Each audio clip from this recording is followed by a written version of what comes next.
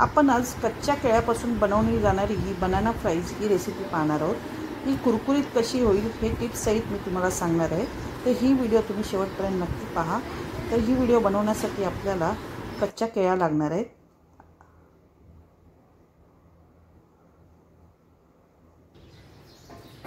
कच्च्या केळ्या घेतल्या 3 आणि त्याचे दोन्ही बाजूचे साइडचे काप करून घेते आणि मधून एक भाग करून घ्यायचा आणि त्याची सालं काढून घ्यायची।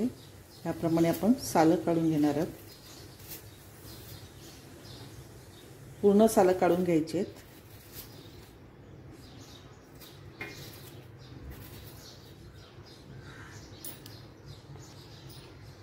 चाकूने तुम्हाला जमत नसेल तर ह्याच्याने पण तुम्ही करू शकता।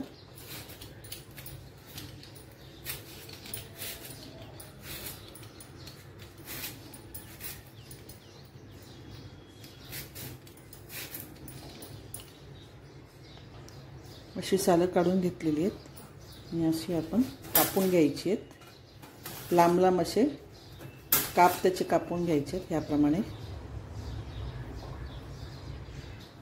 एका बाउलमध्ये पाणी घेतले 2 ग्लास। ह्याच्यामध्ये मोठा 1 चमचा आपण विनेगर घालून घेणार आहोत। बघा, आता हे आपण सर्व मिक्स करूया। ह्याच्यामध्ये आपण हे जे केळ्याचे काप तुकडे करून घेतले ते भिजवून घ्यायचे।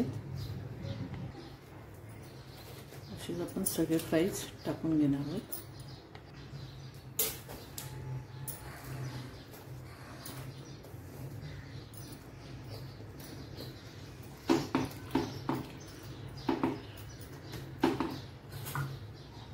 दहा मिनिटं या पाण्यातच आपण ठेवून देणार आहोत आणि नंतर 2दा आपण स्वच्छ पाण्याने धुवून घ्यायचे आहेत। आता हे बनाना चिप्स मी स्वच्छ पाण्याने धुवून घेतलेत।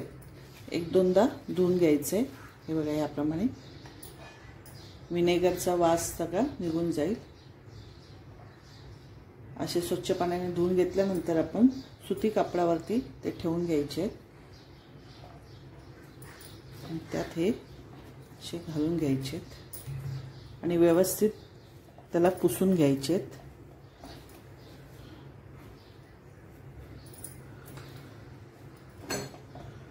याप्रमाणे त्याला पुसून घ्या। 5-10 मिनिटं असं त्याला सुकून घ्या।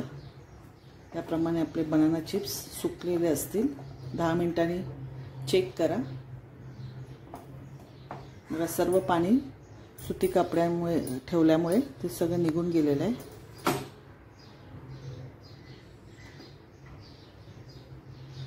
आता एक बाउल घेतलाय। आता आपले 5-10 मिनिटं आपण कपड्यात पुसून घेतले होते ते आपण सगळे त्याच्यात टाकून घेऊया। बघा, याप्रमाणे आपले सुके सुके झालेले आहेत। पाणी सगळं निघून गेलेलं आहे। आता ह्याच्यामध्ये घालायचं आपल्याला कॉर्नफ्लॉवर।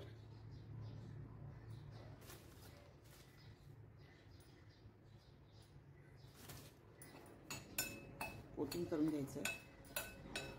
कॉर्नफ्लॉवर नसेल तर मैदा घाला किंवा तांदळाचं पीठ घाला, पण कॉर्नफ्लॉवर घातलं तर आपल्या बनाना चिप्सला क्रिस्पीनेस येईल। तेल आपलं तापलेलं आहे। कडकडीत तेल तापून घ्या आणि त्याच्यामध्ये आता आपल्याला ते फ्राईज सोडायचे।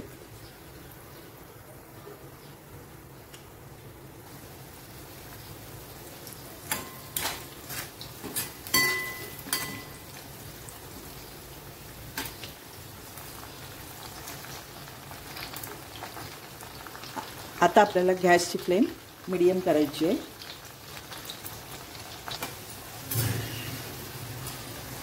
एक 2 मिनिटातच हे चांगले फ्राय होतील।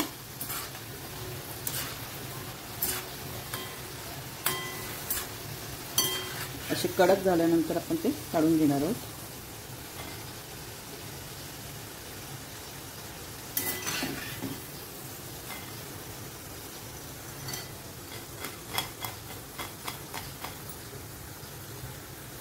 असेच आपण सगळे फ्राईज तळून घेणार आहोत।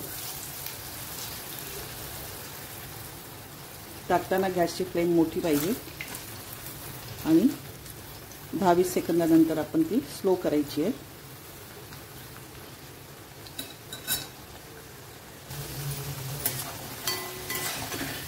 असेच आपले फ्राईज तयार झालेले आहेत बघा. जर ही तुम्हाला बनाना फ्राईजची रेसिपी आवडली असेल तर प्लीज मला लाईक शेअर सबस्क्राईब करा. नमस्कार.